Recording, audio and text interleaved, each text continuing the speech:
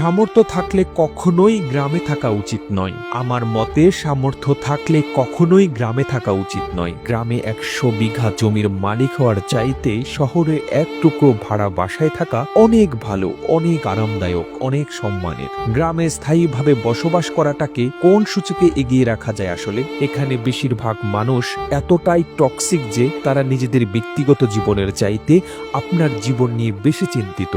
আপনার চুল বড় কেন, অনার্সে পড়া সত্ত্বেও মেয়ের বিয়ে দেয় না কেন, 25 বছর বয়সেও আপনি বেকার কেন, আপনার কোনো ব্যাচমেট বা আপনার সমবয়সী কেউ যদি বিদেশে গিয়ে লাখ লাখ টাকা কামায় তাহলে আপনি এখনো পড়াশোনা করছেন কেন? এসব আজগুবি বিষয় নিয়ে তাদের অনেক টেনশন। গ্রামের সব থেকে বোকা মানুষটাও শহরের মানুষকে এক হাতে 3 বার বিক্রি করতে পারবে। সামান্য জমি জমা নিয়ে যে কূটনৈতিক খেলা চলে গ্রামের মুরব্বীদের মাথায়, তা আন্তর্জাতিক কূটনীতিকদের মাথায়ও খেলবে না। আপনি পুকুরে যত্ন সহকারে মাছ চাষ করবেন, একদিন ঘুম থেকে উঠে দেখবেন যে সব মাছ মরে ভেসে আছে। আপনি কিছু নতুন ফল ফুলের গাছ রোপণ করেন, সকালে দেখবেন গাছের গোড়া থেকে ভেঙে রেখে গেছে। এমনকি আপনার বোনের কিংবা মেয়ের বিয়ে ঠিক করেন, সহজ সরল কেউ একজন নিজে সিএনজি ভাড়া করে যেয়ে বরপক্ষের কাছে দুর্নাম করে বিয়ে ভেঙে দিবে। মাঝে মধ্যে তারা এমন কিছু বিষয় নিয়েও চিন্তিত হয় যেসব বিষয় নিয়ে আপনার ফ্যামিলিও মাথা ঘামায় না। গ্রামের টক্সিসিটির আরো একটি বিরাট পার্ট হচ্ছে ঝগড়া। আপনি এমন কোনো বাড়ি খুঁজে পাবেন না যেখানে জায়গা জমি নিয়ে বিবাদ বা বিরোধ নেই। প্রত্যক্ষ এবং পরোক্ষভাবে এই ফ্যামিলি সেই ফ্যামিলি একজন আরেকজনের সাথে ঝগড়ায় লেগেই থাকে। 1 ইঞ্চি জায়গা জমি নিয়ে মামলা মোকদ্দমা, অশ্লীল ভাষায় গালাগালি, মাথা ফাটাফাটি চলতেই থাকে হরহামেশা। এইজন ওইজনের নামে গোপনে প্যাচ লাগিয়ে ঝগড়া বাঁধিয়ে দেওয়া, কাউকে পছন্দ না হলে তাকে নিয়ে গ্রামের জনে জনে কুৎসা রটানো করা, এমনকি বিবাহের প্রস্তাব আসলেও গোপনে প্যাচ লাগিয়ে দেওয়া যেন গ্রামের মানুষের নিত্যদিনের কাজ। গ্রামের বেশিরভাগ মানুষ এতটাই অজ্ঞ যে তারা সফটওয়্যার ইঞ্জিনিয়ার বোঝে না, ইলেকট্রিক্যাল ইঞ্জিনিয়ার বোঝে না, এমনকি MBBS ডাক্তার মানেও তারা বোঝে না। তাদের কাছে সরকারি চাকরি মানেই পুলিশ হোক সে কনস্টেবল, আর্মি হোক সে সৈনিক, পিয়ন কিংবা প্রাইমারি স্কুলের শিক্ষক, এগুলোই তাদের কাছে সরকারি চাকরির মানদণ্ড।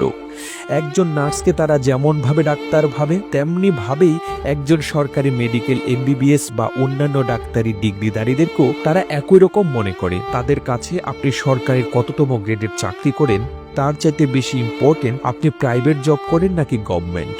আপনি প্রাইমারি স্কুলের পিয়ন হলেও হয়তোবা তারা মেয়ে বিয়ে দিতে চাইবে, কিন্তু যদি শোনে আপনি প্রাইভেট কোম্পানির চাকরি করেন, সে চাকরি যতই ভালো হোক তারা আমতা আমতা করবেই তাদের কাছে। আপনার উচ্চ শিক্ষা গ্রহণের চাইতে আপনার যে বন্ধু SSC পরীক্ষার পরে সৈনিক, কনস্টেবল কিংবা বিদেশে লেবারে কাজ করতে গিয়েছে তাদের দাম অনেক বেশি। আর টক্সিসিটির সবচেয়ে বিরক্তিকর আরেকটা পার্ট হচ্ছে গ্রামের চায়ের দোকানগুলো।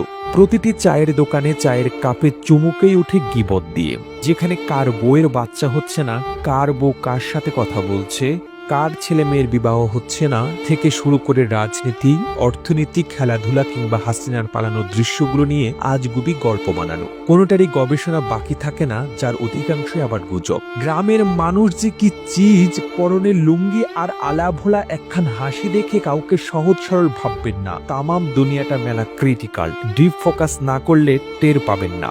এত সবের মাঝেও আপনারও গ্রামে কিছু শুভাকাঙ্ক্ষী থাকে যারা আপনাকে বোঝার চেষ্টা করে, যারা অন্যের জীবন নিয়ে এতটা আগ্রহী বা উৎসাহী নয়। তারা মানে যে উচ্চশিক্ষা গ্রহণের চাইতে বিদেশ চলে যাওয়া কিংবা কোনো কাজে লেগে পড়া কখনোই বেটার অপশন নয়। যারা কিনা চায়ের কাপে মিথ্যা ও গুজবের ধোঁয়া উঠায় না, তাদেরকে স্যালুট, তারা আজীবন সম্মান প্রাপ্য। কথাগুলো বলার উদ্দেশ্য কাউকে তিক্ততা বা কাউকে কষ্ট দেওয়া নয়। ভার্সিটি পড়ুয়া বা আমার বয়সে অনেকেই হয়তো বা কথাগুলো রিলেট করতে পারবেন। ঠিক তেমনি আপনার সাথে ঘটে যাওয়া আপনারই গ্রামের এমন কোনো ঘটনা থেকে থাকলে আমাদের কমেন্ট করে জানাতে পারেন। আমরা পরবর্তী ভিডিওতে আপনার গল্পটুকু তুলে ধরব বিশ্ব বাংলায়। আর এতক্ষণ আপনাদের সঙ্গে ছিলাম আমি, সিদ্ধার্থ দে। আপনারাও ছিলেন বিশ্ব বাংলায়। এভাবেই সঙ্গে থাকুন, আমরা তো ফিরছি নতুন নতুন প্রতিবেদন নিয়ে। একই সাথে আপনি বাংলাদেশের কোন জেলা থেকে এই ভিডিওটি দেখছেন আমাদের কমেন্ট করে জানান। আমরা পরবর্তী ভিডিওতে আপনাকে ধন্যবাদ জানাতে ভুলব না। এতক্ষণ বিশ্ব বাংলার সাথে থাকার জন্য অসংখ্য ধন্যবাদ।